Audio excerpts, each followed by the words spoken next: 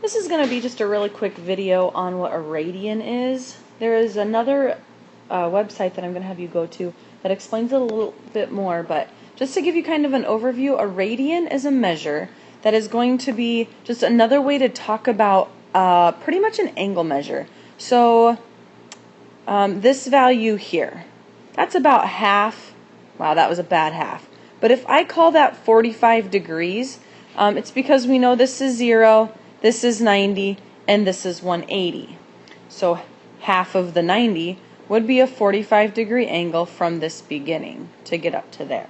Now, we're going to talk about today how there's another way of measuring that, and it's something called this radian measure. So we're actually going to call that pi over 4, and the reason why that is check out this little graphic. A radian is an arc length measure equivalent to the radius.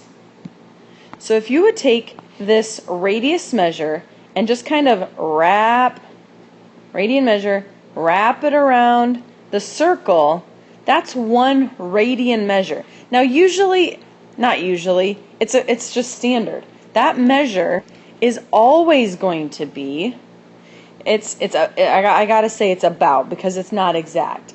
It's like 57.2958 degrees. So like 57.2958 degrees is about 1 radian.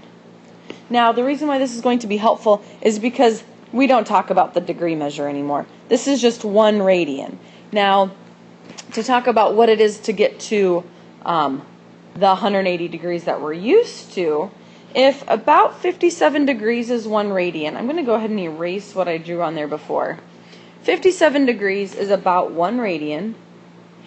57 degrees. So about 114. About 114 is going to be 2 radians. So this is 1 radian. This is 2 radians, which makes about 171. 3 radians. So this is 1, 2, 3. And that leaves a little bit more. Guess how much the little bit more is? This is so exciting. It is actually 0.14159 to get there. So the cool part of why I was so excited is if this is 1, 2, 3.14 times around, that's just pi. 3.14. I know I'm getting a little excited about this, but to help you see this visual a little bit more, stop the video, go out and watch the website that's on the next listing for this vocab word. It's a website that explains the radian stuff, and then come back and finish this. So stop the video, go look at that other website, check out how the radian makes pi. We also did it in class if you were there with a little string, and now let's convert a couple. So now after watching that video, you know that if we start at 0, going all the way around to this other side, that is pi radians. So we can say that 180 degrees is equal to 1 pi radians. Which, cut that in half, we know that 90 degrees is a half a pi, or pi over 2 radians.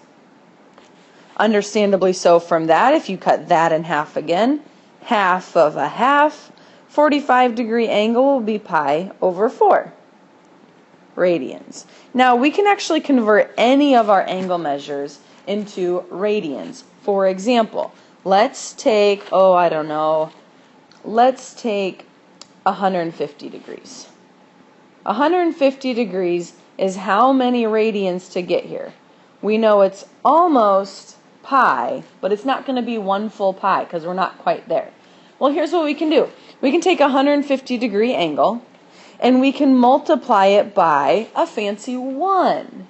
Now remember we kind of did this when we were simplifying the square roots whenever we were doing sine, cosine, and all that. So let's take this times pi over 180. We know pi is the same thing as 180, so we're really just multiplying this out. So we have 150 pi divided by 180, and let's simplify that. There's a 0 on top and 0 on bottom, so those can cancel. I know the 15 and the 18 are both divisible by 3, so I'm going to take out a factor of 3, and I get 5 pi over 6. So 150 degrees is equal to 5 pi over 6 radians, which makes sense because it shouldn't be quite 1. We're almost to 1, so 5 pi over 6 sounds about reasonable. One more of these examples, and then there's going to be a whole other video on converting. If we have a 240 degree angle, we're hanging out somewhere over here. How many degrees is that? Remember, we can just multiply by pi over 180 because that's really just a fancy looking 1. So we get 240 pi divided by 180.